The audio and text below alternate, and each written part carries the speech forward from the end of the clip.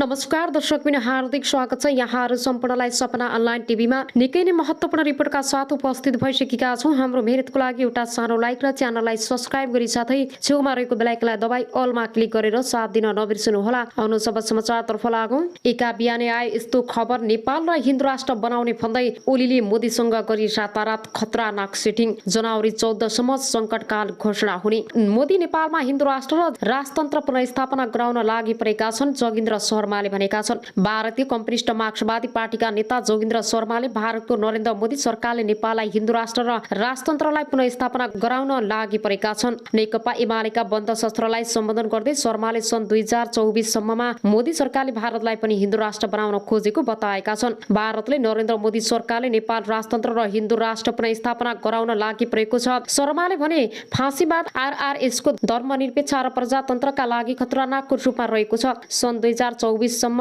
भारतलाई पनि हिन्दू राष्ट्र बनाउने लक्ष्य लिएको छ। उनले मोदी नेतृत्वको सरकारले भारतमा मात्रै नभएर दक्षिण एसियाबाट कम्युनिस्ट आन्दोलन समाप्त पार्ने कोसिसमा रहेको भन्दै त्यसतर्फ सचेत गराएका छन्। उनले मोदीको तानाशाही सरकारलाई किसान आन्दोलनको बारेमा बुझ्नुपर्ने बताएका छन्। बङ्गलादेश कम्युनिस्ट पार्टीका नेता अब्दुल्ला अल काफीले पनि कार्यक्रमलाई सम्बोधन गरेका थिए। अब आउनु अर्को समाचारतर्फ लागौँ। कोरोना नयाँ भेरिएन्ट भेटिएपछि न्युयोर्कमा आगामी जनवरी 14 सम्म सङ्कटकाल घोषणा गरेको छ। हालसम्मकै नयाँ खतरनाक कोरोना भाइरसको भेरिएन्ट भेटिएपछि अमेरिकाको न्युयोर्कमा सङ्कटकाल घोषणा भएको छ। न्युयोर्कका गभर्नर काथी होल्चुकले राज्यभर सङ्कटकाल लागू गरिएको घोषणा गरेका हुन्। गभर्नर होल्चुकले भनेका छन्, पछिल्लो समयमा कोरोना भाइरसबाट संक्रमित भएर अस्पताल भर्ना हुनेहरूको संख्या बढेकाले थप महामारी फैलिन नदिनका लागि सङ्कटकाल लगाएको हो। दक्षिण अफ्रिकामा देखि परेको नयाँ कोरोनाको भेरिएन्ट न्युयोर्कमा बढिरहेको र नयाँ भेरिएन्ट अझ खतरनाक रहेकाले सङ्कटकाल लगाइएको त्यहाँका अधिकारीहरूले बताएका छन्। गभर्नर होल्चुकले गरेको घोषणा अनुसार आगामी सन् 2022 को जनवरी 14 सम्म लागू हुने गरी सङ्कटकाल घोषणा गरिएको छ। साथै त्यस अवधिपछि आवश्यकता अनुसार सङ्कटकाल लम्बिन सक्ने पनि बताएको छ।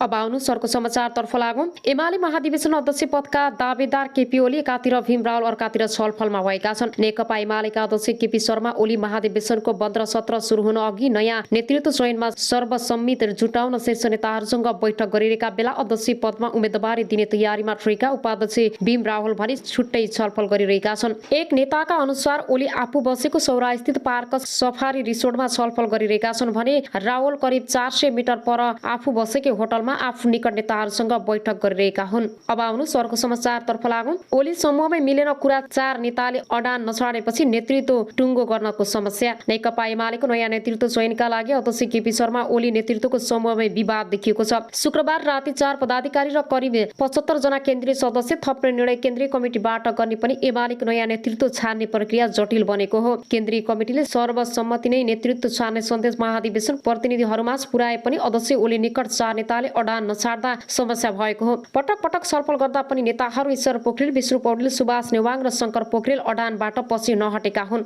एमाले अध्यक्ष ओलीलाई उपाध्यक्ष भीम रावले चुनौती दिएका छन्। अर्कातिर वरिष्ठ उपाध्यक्ष वर्तमान महासचिव ईश्वर पोखरेलले चुनौती दिएका छन्। ओलीसँगको छलफलमा पोखरेल र नेवाङ दुवै वरिष्ठ उपाध्यक्ष छाडेर अन्य पदमा सम्झौता गर्न तयार नभएको स्रोतले बताएको छ। त्यस्तै महासचिव पदका लागि लुम्बिनीका 2 नेता बीच ठूलै टसल देखिएको छ। महासचिवका दावेदार शङ्कर पोखरेल र विष्णु पौडेल दुवै ओलीका विश्वास पात्र हुन्। तर ओली सौरा ओर्लिएदेखि पार्क सफारी रिसोर्टमा सहमतिका लागि भइरहेका छलफलमा दुवै नेताले पनि महासचिवबाट पछि नहट्ने अडान लिएका हुन्। आफ्नै समूहका नेताहरू सहमतिका लागि तयार नभएपछि प्रक्रिया अघि बढाउन अहिले अध्यक्ष ओली 7 स्टार होटल स्थित बन्द शस्त्र स्थलमा आइपुगेका छन्। ओलीले सहमतिका लागि भएको आफ्नो प्रयास बन्द सत्रमा 2300 महाधिवेशन प्रतिनिधिलाई जानकारी गराउने भएका छन्। यही सहमति नभएमा निर्वाचनबाट नेतृत्व चयन गर्ने निष्कर्षमा उनी पुगेका छन्। ओलीमाथि नेताहरूले सहमतिको दबाव बढाइरहेका छन्। पूर्व माओवादीदेखि 10 भाइ मित्रका समेत नेताहरूले सहमतिबाट नेतृत्व छानेमा मात्रै एमाले बलियो हुने मत राखेका छन्। अब आउनु अर्को समाचारतर्फ लागौँ। महाधिवेशनमा एमाले अध्यक्ष ओली देउवा प्रति नकरम, दाहाल नेपाल प्रति गरम। पार्टी विभाजनपछि भएको 10औं महाधिवेशन उद्घाटन समारोहलाई शुक्रबार नारायणी किनारमा सम्बोधन गर्दा एमाले अध्यक्ष केपी शर्मा ओली कांग्रेस प्रति नरम रूपमा प्रस्तुत भएका छन्। झण्डै 1 घण्टा लामो सम्बोधनका क्रममा ओली आफ्नो सरकार ढाल्न निर्णायक भूमिका खेलेको पूर्व सहकर्मीहरू पुष्पकमल दाहाल प्रचण्ड र माधव कुमार नेपाल प्रति रुखो शैलीमा प्रस्तुत भए। ओलीले उद्घाटन समारोहमा उपस्थित कांग्रेस सभापति एवं प्रधानमन्त्री शेरबहादुर देउवा प्रति नरम रूपमा प्रस्तुत हुँदै बाध्यतामा परेर आफूलाई विस्थापित गर्दै उनी सरकारमा जानु परेको संकेत गरे। सम्बोधनका क्रममा देउवाप्रति नरम देखिएका उनले 5 दलीय गठबन्धनका नेताहरू दाहाल र नेपालमाथि पटक पटक आक्रमण गरे। उनले देउवालाई फकाउँदै अहिले सरकार बारेमा धेरै टिप्पणी गर्न नचाहेको बताए। असार 28 मा सर्वोच्चको अदालतको फैसलाको सरकारबाट हटेपछि पहिलो पटक आफ्नै मञ्चमा देउवालाई स्वागत गरेका ओलीले सहकारी हुन सक्ने पनि संकेत गरे। देउवाबारे उनको सम्बोधनको सार भनेको उनी प्रचण्ड र माधवका कारण बाध्यतामा परेर सरकारमा जानु परेको भन्ने थियो। ओलीले आफ्नो सरकार ढाल्ने माधव प्रचण्ड अहिले प्रधानमन्त्री देउवाको खुट्टा समातेर बसेको बताए। अहिलेको सरकार बारे म केही भन्दिन, प्रधानमन्त्रीलाई मञ्चमा राखेर मैले सरकार बारे बोल्नु उचित हुँदैन। उनले देउवातिर इशारा गर्दै भने प्रधानमन्त्री त काम गर्न चाहनुहुन्छ जस्तो लाग्छ, तर उहाँलाई काम गर्न अप्ठ्यारो छ कि आफैले अतिथि बनाएर बोलाएपछि सरकार बारे त्यहाँ भन्दा धेरै नबोलौं। यति भन्दा भन्दै पनि ओलीले सम्बोधनका क्रममा ओली अगाडि पुगेपछि देउवा नेतृत्वको सरकारलाई दक्षिणपन्थी भन्न भ्याए। कतिसम्म भने आफ्नै सरकार ढालेर आफ्नै अध्यक्ष विरुद्ध लागेकाहरू अहिले दक्षिणपन्थी सरकार बनाएर गएका छन्। उनले माधव प्रचण्डलाई कटाक्षी गर्ने क्रममा देउवा नेतृत्वको सरकार बारे गरेको यो कडा टिप्पणी थियो। ओलीले आफ्नो खुट्टा तान्नेहरू अहिले देउवाको खुट्टा समातेर सरकारमा बसेको भन्दै माधव प्रचण्डमाथि आक्रोश पोखिरहे। मलाई अप्ठ्यारो पार्नेहरू खुट्टा तान्नेहरू अहिले प्रधानमन्त्री देउवाजीको खुट्टा समातिरहेका छन्। ओलीले भने आफ्नो गृह जिल्लामा भएको एमालेको महाधिवेशनमा सहभागी हुन प्रचण्डले इच्छा देखाएनन्, बरु आफू काभ्रेको महाभारत र तालढुङ्गातिर लागेर लीलामणि पोखरेललाई चितवन पठाए। ओलीसँग चिसिएको सम्बन्धलाई प्रचण्डले एमालेको मञ्चमा पुगेर सुधार्न चाहेनन्, बरु एमाले महाधिवेशनलाई बेवास्ता गर्दै आफ्नै पार्टीको गाउँपालिका अधिवेशन उद्घाटन गर्न हेलिकप्टरमा काभ्रेतिर लागे। एमाले प्रचार विभाग प्रमुख योगेश भट्टराईले बिहिबार प्रचण्डले गृह जिल्लामा आएर शुभेच्छा दिने विश्वास व्यक्त गरेका थिए,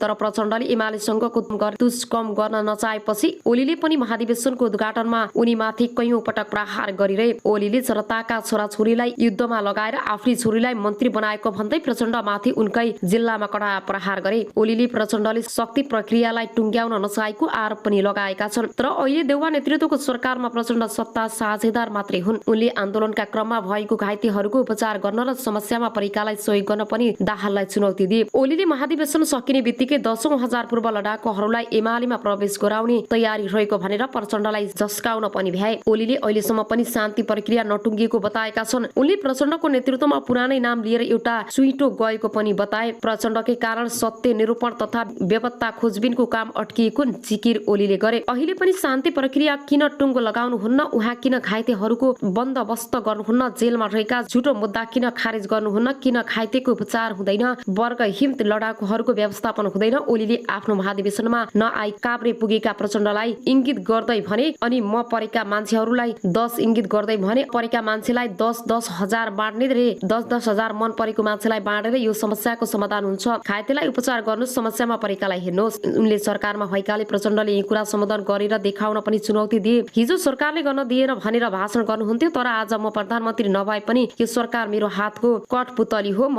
नचाहिदिन्छु। यो शक्तिशालीमै पावरफुल भन्दै हुनुहुन्छ। किन पावरफुल देखाउनु, पावर देखाउनुस्। उनले भने समस्या समाधान गर्नुस्, लडाकुका म भन्न चाहन्छु। अब यो महाधिवेशन सकिने बित्तिकै हामी पूर्व लडाकुको व्यवस्थापन गर्नेछौँ। पूर्व लडाकुहरू एमालेमा प्रवेश गर्दै हुनुहुन्छ। ओलीले प्रचण्डले युद्ध गराएका लडाकुहरू व्यवस्था गरेको भन्दै उनीहरूलाई फकाउने कोसिस गरे, तर यो कुराको प्रहार पनि उनै प्रचण्डमाथि थियो। हामी पूर्व लडाकुहरूले व्यवस्थापन गर्छौँ, अहिले मिल्ने भए यहाँ 10,000 प्रवेश गर्न तयार थिए। उनले भने जनयुद्ध हाँक्ने पूर्व लडाकु, तर मेयर र मन्त्री त अरू नै पनि। उनले पूर्व लडाकुहरूले अधिकार एमालेले दिने बताउँदै पार्टीमा आउन पनि अपिल गरे। ओलीले आफूहरूले निम्ता समेत नपठाएका माधव नेपाल र उनको पार्टीबारे खुलेर बोलेनन्। उनले प्रचण्डसँगै मुछेर माधव नेपाल पनि आफ्नो सरकार ढाल्ने काङ्ग्रेसको सरकार बनाउन लागेको बताए। एमालेले माधव नेपाल र उनको पार्टी हैसियत नै नभएको भन्दै महाधिवेशनका लागि निम्तो नै पठाएको थिएन। माओवादीबाट पनि प्रचण्ड महाधिवेशन छल्न काभ्रे पुगेका थिए। माओवादीबाट नेता लीलामणि पोखरेलले सम्बोधन गरे। लिखित मन्तव्य दिएका उनले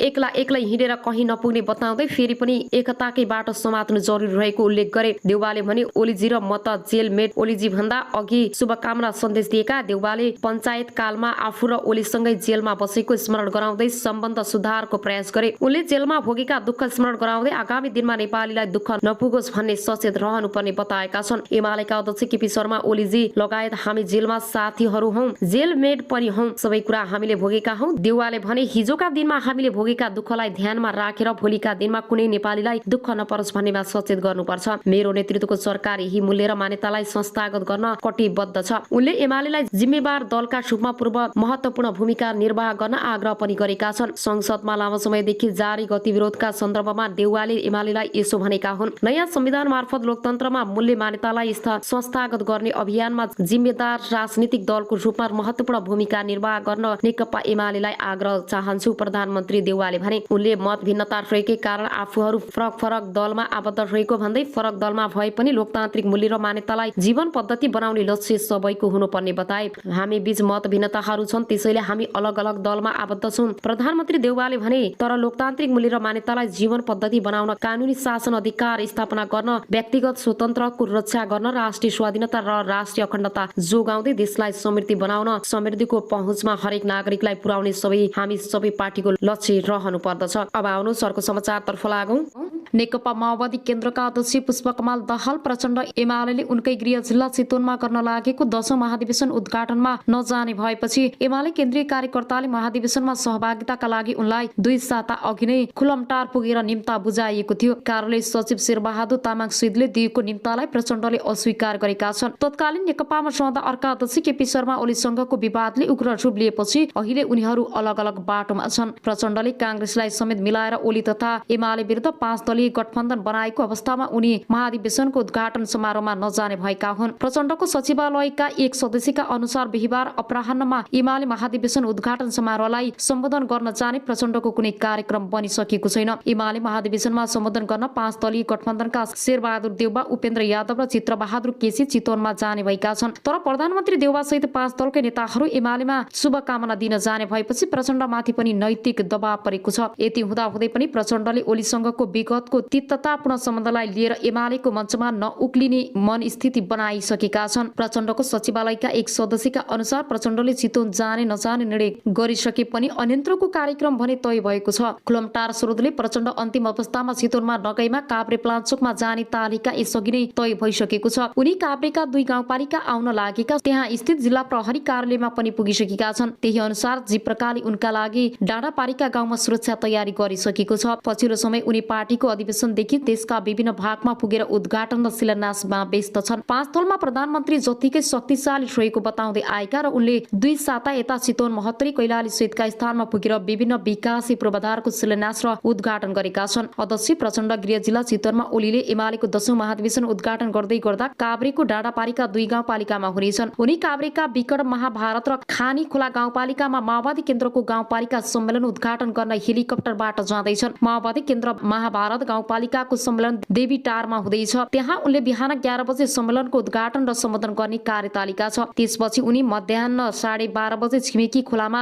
गाउँपालिकाको तालढुङ्गा पुग्नेछ। त्यहाँ पनि उनले माओवादी केन्द्र खाली खोला गाउँपालिका सम्मेलन उद्घाटन गर्नेछ। माओवादी केन्द्र निकट प्रेस सेन्टरका केन्द्रीय सदस्य तथा खानी खोलाका स्थानीयवासी वृद्ध लोप्चनले प्रचण्डको स्वागतका लागि सबै तयारी पूरा भइसकेको बताएका छन्। उहाँ प्रचण्ड डाँडापारीका 2वटा गाउँपालिका सम्मेलनमा सम्बोधन र उद्घाटनका लागि आउने गरी 1 साता अघि नै कार्यतालिका बनिसकेको थियो। लोप्चनले भने शुक्रबारै उहाँले 2 गाउँपालिकाको सम्मेलन उद्घाटन गर्नुहुनेछ। लोप्चनका अनुसार प्रचण्ड डाँडापारीको खानी खोलामा पहिलो पटक पुग्न लागेका हुन्। खानी खोला र महाभारत जनयुद्धका समयमा माओवादीका कपट क्षेत्रका रूपमा चिनिन्थे। अब आउनुहोस् अर्को समाचारतर्फ लागौं। माग पूरा नभई 20 लाख मानिस उतार्ने महन्त ठाकुरको चेतावनी भएको छ। लोकतान्त्रिक समाजवादी पार्टी नेपालका अध्यक्ष महन्त ठाकुरले मधेसका माग पूरा गर्न नेकपा एमालेका अध्यक्ष केपी शर्मा ओलीले निर्वाह गरेको भूमिका प्रशंसा गरेका छन्। शुक्रबार चितवनमा नेकपा एमालेको 10औं महाधिवेशन उद्घाटन सत्रलाई सम्बोधन गर्दै ठाकुरले ओलीको प्रधानमन्त्रीत्व कालमा आफूहरूले उठाएका संविधान संशोधन, राजबन्दी, रिहा लगायत केही माग पूरा भएको र केही माग अझै पूरा हुन बाँकी रहेको बताएका छन्। मधेस तथा थरूहट आन्दोलनका क्रममा 192 जनामाथि लगाइएका मुद्दामध्ये तत्कालीन प्रधानमन्त्री ओलीको सद्भावनाले गर्दा 139 जना रिहा भएको पनि उनले चर्चा गरे। मधेसका माग पूरा गर्ने सन्दर्भमा वर्तमान प्रधानमन्त्री शेरबहादुर देउवाले पनि आश्वासन दिएको भन्दै उनले बाँकी माग पूरा गर्न ध्यान आकर्षण गराए। संविधान संशोधनको माग सहित कडामा सडकमा उत्रिने क्रममा आफूहरूले 20 लाख मानिसको सहभागितामा तराई मधेसमा मानव साङ्ग्रो प्रदेश गरेको स्मरण गर्दै माग पूरा नभएमा फेरि पनि 20 लाख मानिस उतार्ने चेतावनी समेत दिए। उनले